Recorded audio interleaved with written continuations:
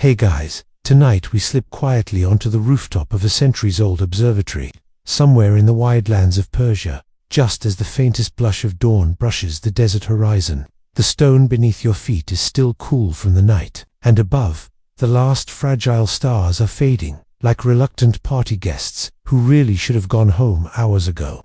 You move slowly, careful not to trip on the worn steps that spiral upward, because the astronomer's day starts before the rest of the city even yawns awake. And if you're thinking you wouldn't survive this early morning schedule, you're right. Let's be honest, you'd hit snooze 3 times and call it research. So, before you get comfortable, take a moment to like the video and subscribe, but only if you genuinely enjoy what I do here.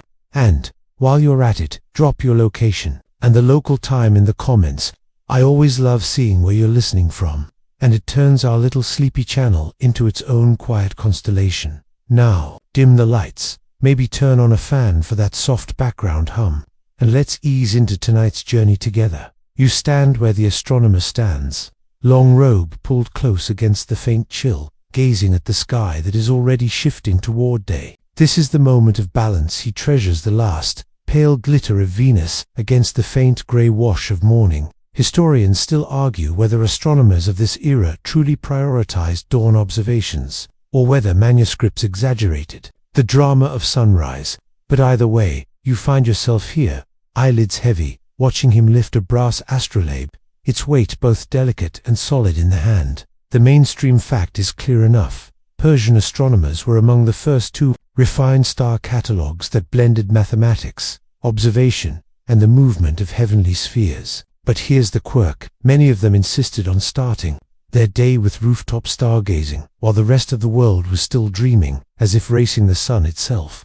One writer even claimed the faint stars whispered more secrets when you caught them in those few in-between moments. Imagine trying to prove that in a peer-reviewed journal today. The rooftops below are still dark, with smoke only just beginning to curl from early kitchens. Somewhere in the city, a rooster stretches into a crow, slightly off-key, like he hasn't had his morning coffee either. You notice the astronomer squinting into the grey sky, charting tiny points in memory before light steals them away. And you, leaning against the cool parapet, realize his entire life is built on this rhythm of chasing fading stars, one dawn after another. The astronomer lowers his astrolabe and makes his way back down the narrow stairway, sandals brushing against stone worn smooth by decades of quiet footsteps. You trail after him, your hand grazing the wall to steady yourself, because yes, it's way too early for this sort of exertion.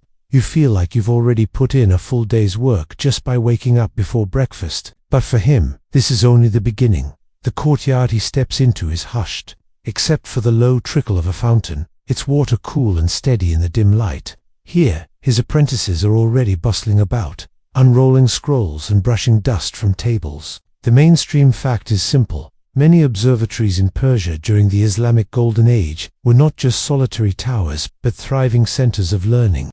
Almost like miniature universities, they were places where scholars copied charts, argued over calculations, and occasionally spilled ink over each other's work in moments of excitement or clumsiness. What catches your attention, though, is the small ritual of breakfast. Before the serious business of plotting the heavens, the astronomer takes a modest meal, flatbread still warm from an oven, dates piled in a simple dish, and a cup of water infused with mint leaves. Historians still argue whether such details of daily life appear in the records, or if later writers inserted them as comforting embellishments. Either way, it smells far better than any stale granola bar you'd probably grab on the go. Here comes the quirk. While most people would munch quietly, the astronomer insists on using the meal as a mental warm-up. He quizzes his students while chewing, tossing questions about planetary orbits as casually as if asking someone to pass the salt. Imagine biting into a date and being asked to explain the eccentricity of Mars' path. Talk about indigestion. The courtyard slowly fills with light, sunlight catching on glazed tiles and casting reflections across the fountain's rippling surface. Birds chatter noisily from the trees, apparently unconcerned about orbital mechanics. One apprentice yawns so wide it looks like his jaw might unhinge, while another scribbles furiously, ink-stained fingers leaving smudges everywhere. And you, still hovering in the shade, sense that this blend of mathematics, breakfast crumbs, and sleep deprivation is the real engine behind all those careful star charts. The plates are cleared away, crumbs brushed into a clay bowl for the courtyard birds, and your Persian astronomer pulls you metaphorically into the heart of his morning. His apprentices carry rolls of parchment and leather-bound notebooks into a study room lined with shelves, each groaning beneath the weight of texts copied by hand. You catch the earthy smell of ink mixed with the faint sweetness of parchment, like someone left a bakery next to a library. Mainstream fact. First, these scholars often relied on Greek and Indian texts translated into Arabic and Persian, carefully preserved at a time when much of Europe had misplaced Aristotle under a pile of church bells. The astronomer gestures toward a thick copy of Ptolemy's Almagest, a tome so heavy you imagine it doubling as a medieval doorstop. He leafs through it, lips moving silently as his students jot down references, the quirky tidbit, marginal doodles. Historians have found that serious star maps often come with little sketches in the corners, tiny animals, odd faces, or notes that amount to "don't forget lamp oil." One even includes a tiny drawing of what looks suspiciously like a goat wearing a crown. Scholars still argue whether these were idle scribbles, jokes passed between students, or some kind of obscure mnemonic device. You can picture one apprentice trying not to laugh while drawing horns on Saturn's orbit diagram. The astronomer moves to his work table, spreading open a set of star charts he's been compiling for months.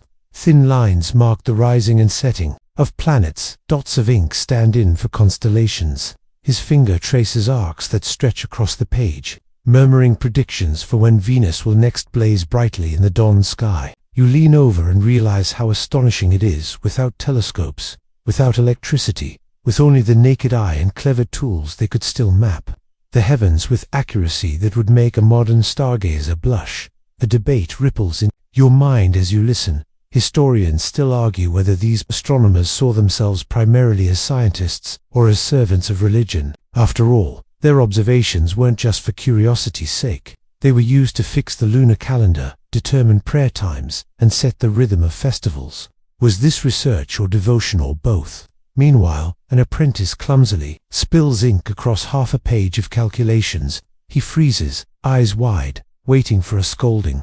But instead, the astronomer sighs, pats him on the shoulder, and mutters something along the lines of "next time, more care." You almost hear the unspoken thought: the stars are patient. Even if our parchment isn't by mid-morning.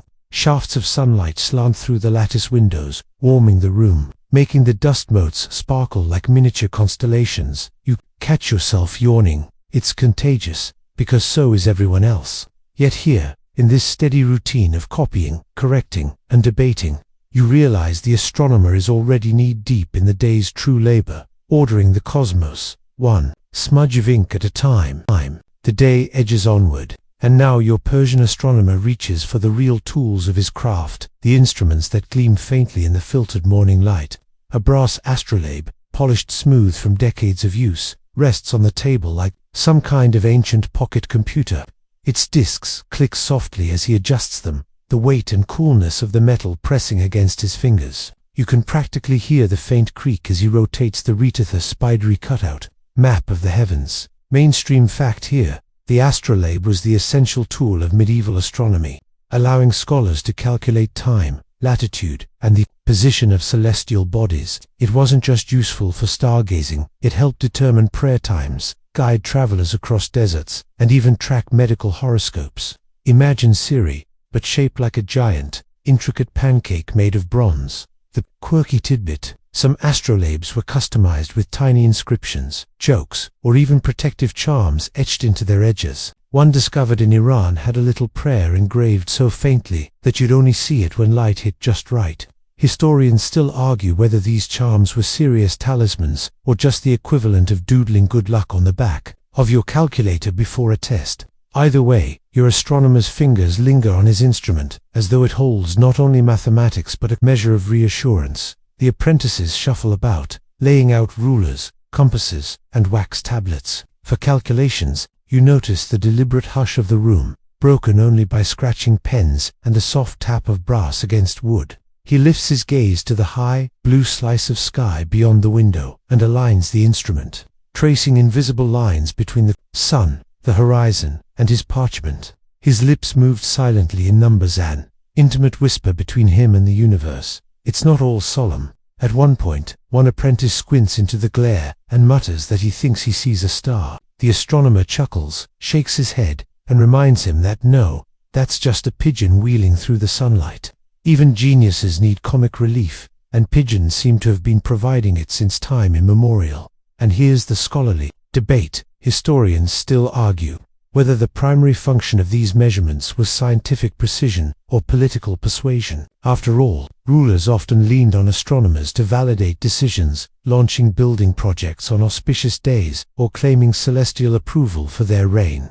Were these charts scientific tools or subtle propaganda to keep kings feeling cosmic? The answer, like the night sky itself, shifts depending on where you stand. The hours stretch with quiet diligence. The astronomer sets aside each neat column of figures, each little chart, in a growing stack. His apprentices lean back, stretch stiff shoulders, and one nearly nods off before being nudged awake. You can't really blame him. Watching someone mark off planetary degrees by hand, line after line, is oddly hypnotic. It's like counting sheep, only with far more decimals.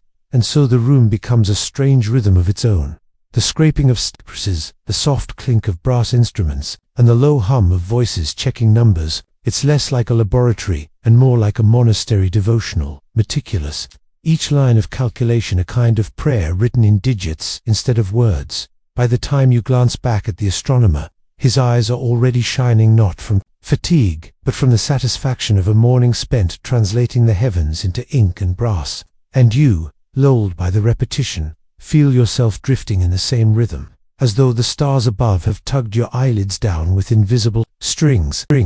The sun has climbed higher now, and with it comes a shift in the day's tone. Your Persian astronomer sets aside his brass instruments, resting his wrists with a long stretch. The apprentices, sensing a pause, scatter briefly, some to fetch water, others to rub their aching fingers. You follow him as he steps outside into the courtyard, where the scent of sun-warmed stone and blooming jasmine hovers in the still air. Mainstream. Fact first. Persian observatories weren't always lonely towers perched in deserts. Many were connected to scholarly complexes, nestled within cities, with courtyards, gardens, and libraries.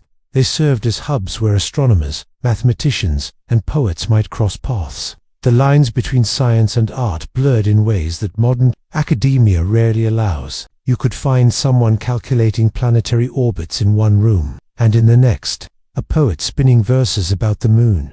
And here's the quirky tidbit. Some of these observatories had rooftop water tanks used to create artificial horizons for measuring the stars. A flat reflection of the heavens on still water meant more precise readings. Imagine lugging buckets upstairs just so you could make a celestial mirror. Not exactly glamorous but functional. Historians still argue whether these mirrored tricks were common practice or more of an experimental quirk among a few particularly inventive scholars. Either way, it's a reminder that science has always involved at least a little improvisation.